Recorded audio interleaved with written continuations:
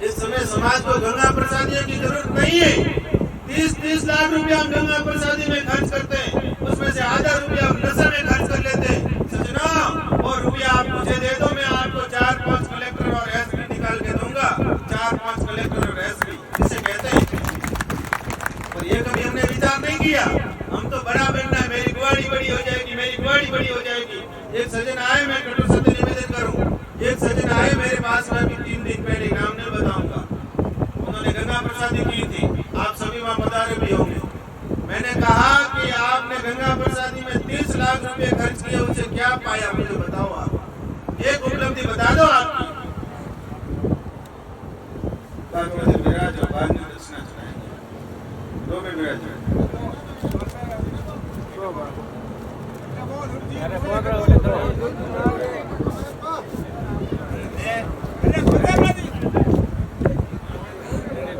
मैं निवेदन किया उनको, मैंने कहा आपने 30 लाख रुपया गंगा प्रसादी में खर्च किया, आपके बच्चों के नाम से 30 लाख की एफडी बढ़वाई होती तो बेचारे बच्चे अगर बड़े हो जाते 18-20 साल के, उनके खाते में 60 लाख रुपया हो जाता। 60 लाख कभी विचार किया है?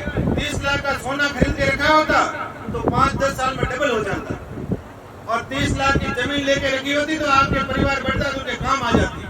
30 लाख में किसी गौशाला में गौ माता के शेड बनाए होते, जब तक गौ माता विराजती आपको आशीर्वाद देती। 30 लाख में आपने अगर समाज के बच्चों को 10 बच्चों को पढ़ाया होता, वो आशीर्वाद देते आपको जीवन भर और आपका एहसान मानते। 30 लाख में कहीं समाज का भवन बनाया होता, समाज उसमें बैठता और आपको आशीर्वाद देता। 30 लाख में आपने पाया क्या? मुझे एक भी बात बता, कुछ पाया हो तो बता दो आप। थोड़ा विचार करने की बात है सज्जनों। मैंने कहा क्या गंगा प्रसादी करने से पहले, अभी तो आपने गंगा प्रसादी की, क्या गंगा प्रसादी करने से पहले आपकी गरिमा कम थी? बोले ना, गरिमा कम नहीं थी। तो गंगा प्रसादी करने के बाद में आपकी गरिमा बढ़ गई? बोले ना महाराज जी, ऐसा भी नहीं हुआ। गंगा प्रसादी करने से पहले आपके सगाई संबंध नहीं होते थे? बोले होते थे। गंगा प्रसादी करने के बाद में आपके सगाई संबंध अपने आप हो जाएंगे? ना, अपने आप नहीं होंगे। तो मैंने कहा क्या होगा?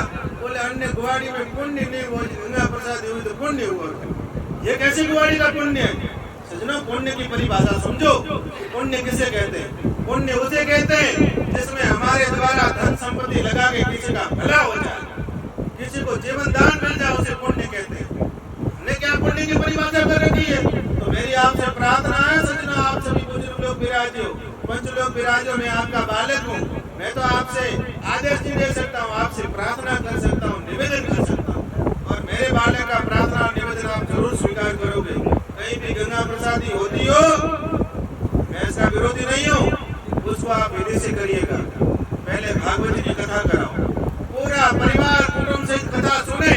कथा सुनने के बाद में एक दिन की प्रसादी रखनी हो तो रख लो, पर ये बैठ के 6-6 दिन भोजन करना, 15-15, 20-20 लाख के अफीम पी जाना, डोडा पी जाना, बीड़ी पीना, ये कौन सा पुण्य है सज्जनों? मेरी प्रार्थना को आप स्वीकार करो। और इस समय समाज को जरूरत है शिक्षा की। जो पैसे आप ऐसे खर्च करवाते हो मुखिया लोग बैठ के,